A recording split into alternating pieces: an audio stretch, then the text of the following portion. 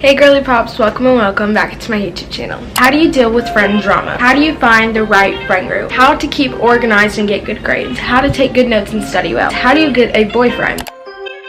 So before we start, let's just say I look a mess, and that's already made clear. So yeah, and today's video is sponsored by Dossier. They were kind enough to send me 2 new perfumes to add to my Dossier collection, and if you guys know me, I am obsessed with perfume, just luxurious scents and all. I am obsessed with Dossier. It's just like my favorite perfume ever. So they were kind enough to sponsor today's video and send me 2 new perfumes, so I'm going to go ahead and show you guys what this is before we continue today's video. Dossier reproduces classic high-end luxurious scents at a fraction of the price, keeping the exact same high quality by cutting all the expenses and the infamous brand tax. Dossier has a risk-free system allowing customers to try their perfumes before committing to them. If you decide to return the scent, they also offer a standard 30-day return period in which customers can return any unsealed 50mm Dossier perfume and get a full refund, no questions asked. The affordability of their perfume is any scent is $29, with designer scents range from $50 up to $280 and retail. Okay, so we're gonna go ahead and open the first one, which I'm super excited about. I've already tried both of these. They both smell really, really good. And if you already saw my TikTok, I uploaded one today, and it was a review of my Dossier one, kind of like, you know, telling you how to use my discount code and go check them out.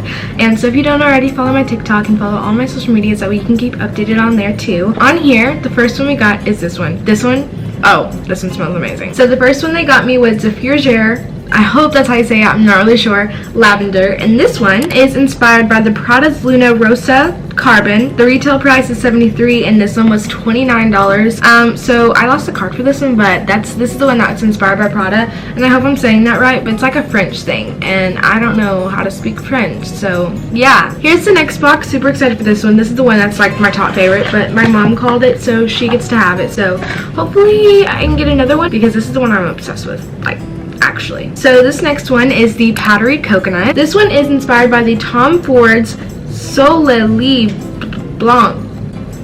See, this is how you know that I'm not meant for luxurious things, because I can't even pronounce it. But it's one of the Tom Ford's perfume. The retail price is $250, while this one is $39. I'll put all the titles right here and everything in a link down in the description so you guys can like go find it, because obviously I can't pronounce stuff because I'm that good. Anyway, Dossier was kind enough to send me these 2 perfumes, so thank you so much, Dossier, for sending me these. I cannot wait to add these to my collection because I'm obsessed. I have a whole collection over there and I cannot wait to keep on collecting. Perfume is what you need during back to school, obviously. Like, that's something that's like a must-have, and I carry one of these in my bag like every single day. I also carry my other one, but that one does not smell as good as this one, so we're gonna start carrying different Dossier perfumes every day so we can kind of get the aroma of the nice luxurious smell. So I have a discount for you guys before we continue today's video, which is JordynV10 for 10% off. So go to Dossier's website, check out a perfume you want. They're all $29 or maybe just a little bit above to $39, and you can use my discount code JordynV10 for 10% off your perfume, and boom, there you go. Your little Dossier perfume bottle will be here within seconds. It does not take long to come, and you also get free returns if you do not like it. So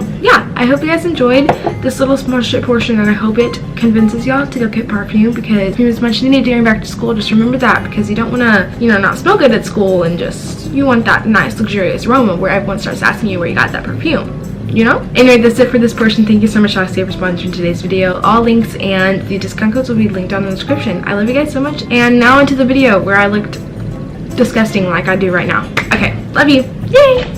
So today's video is a middle school and freshman advice, mostly freshmen, but also mostly middle school. So it's like 50-50. They can both go together from like what I've learned so far. I've officially been in school for 3 weeks now. Kind of crazy that it's literally been like almost 3 weeks. That's crazy. We're just gonna give you guys some advice on what you guys can do in middle school, what you guys can do in high school, and things that will just help you in just answering you guys questions that I asked you guys on my community tab. So what I'm going to do is section it off into like friends, schoolwork, job, like just like different things that you've asked me, and I'm just going to separate them so like they're in different sections, so that way you can just like scroll to the ones that you want to listen to. And then yeah, first topic is friends. So let's go ahead and go to the topic of friends and give you guys some advice on friends. How do you become friends with someone you really want to be friends with but aren't in any classes with them? So basically, I have barely any classes with any of my friends, but you guys want to know how you become friends with someone if you don't even have classes together. So what I recommend doing is, if you have a friend that knows that person that you want to be friends with, maybe ask them if you can have their number, or if y'all can meet up and hang out, or you can even go through the hallways and just say, hey, my name is blah blah blah and I want to see if you wanted to become friends or something like that. That way you guys can become friends and be like hallway friends, or you can either text each other and do hallway friends. Like, I mean, that's like a good question. I really don't know how to answer that one, but I mean, just walk up to them, say you want to be friends with them, and see how that goes, and you will see each other a lot in school. Trust me on that one, because school is just like you'll see them a lot. So yeah, the next question is, how do you deal with friend drama? So this one is a really good one. I know there's going to be a lot of drama questions in here, but one thing I've learned is to stay out of drama. Drama is just it's really not necessary. I know it can be interesting, and I know you want to get involved and you want to tell your side of the story and not there, you know, like it's just like that confusion, conflict. But I recommend staying out of drama, period, whether your friends are fighting or not, or if it's you and your friend, just leave it where it began. Just like stop it right then and there. Just like leave it, because once you get older, things start to get really serious, and drama is just something that you really don't need, you know. I mean, there's really no way to put it than just stop it where it began. Just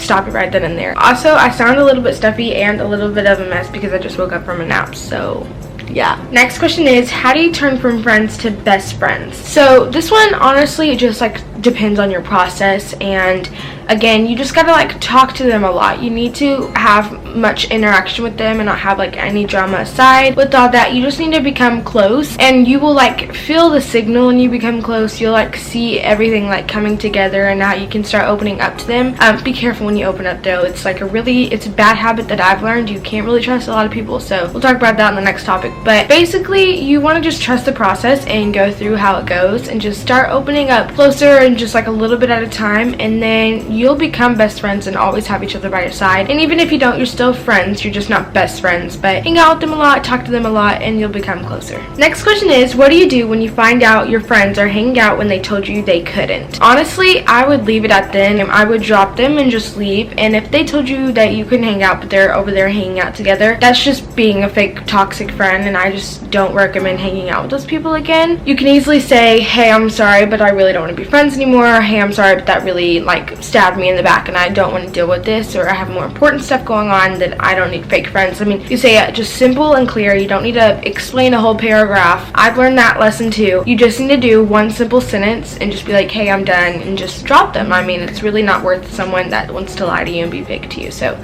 drop them. The next question is, how do you find the right friend group? So it's really hard when you have a friend group with people that don't like each other. So if you like this person and they like this person, and then they don't like each other, it's just like that whole complicated little circle. That's not a great friend group. That's just a friend group that's fixing to spill with drama. A good friend group, I would say, would be a friend group that everyone likes each other, everyone has been close with for a while, and everyone has known each other for a while and knows what makes them mad, what makes them happy. Like, that way they can comfort each other if you can trust them, if you can't trust them. That is a good friend group. So if you have all four of your friends that like each other, that's a good friend group. If all four of you guys know each other really well, that's a good friend group. If you all guys can trust each other, that's a good friend group. But you can also have that crazy side, and then that like side where you're sad and they can comfort you. That's a good friend group. So basically a friend group just filled with like all the emotions that you can hold in together and that they like each other. I mean, that's basically my explanation of a good friend group. Okay, the next question is, how can you avoid a friend who talks dirty about you? Gone through this multiple times, a trillion times, a billion times. I mean, it's something that's just gonna happen, and high school is even worse than middle school was. It's just, you just gotta get used to it. But a friend that's gonna talk dirty about you, you just got to drop them. Just like earlier, like I said, just drop them, leave them, move on. You're much better than that. You need to know your worth and just leave. I mean, it's really that simple. You don't need to give them an explanation why you're leaving.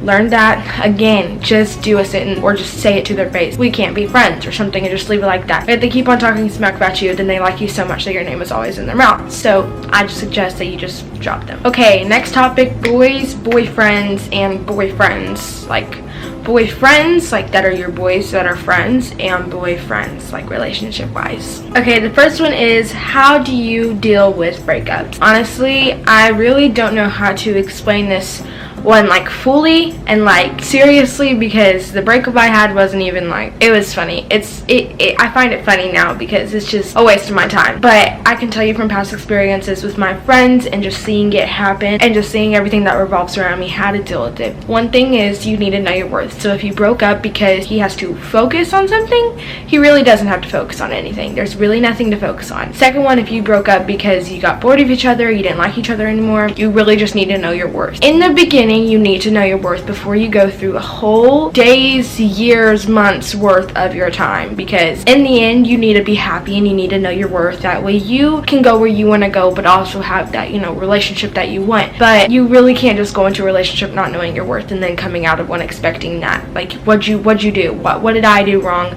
How could I have been better? What is different from me about her? Like, that situation, you can't have all those thoughts going through your head. You just need to know your worth through the beginning. That way you can go years worth with a relationship if it lasts that long. Okay, the next one is really like not really like a question that I can answer like for advice, but it's, what are your thoughts on boys/drama? My thoughts are, it's not worth it. If you don't know your worth in the beginning, like I said, it's really not worth it, period. Like, it's just not. Okay, the next question is, how do you get a boyfriend? Really, this whole section is not meant for me. Like, I'm gonna need like one of my friends to answer this that has a boyfriend, because this is something that like I probably look goofy answering all these. But how do you get a boyfriend? Okay, let's see. So you like someone, you can either go up to them or have your friend Snapchat them, text them, you know, whatever.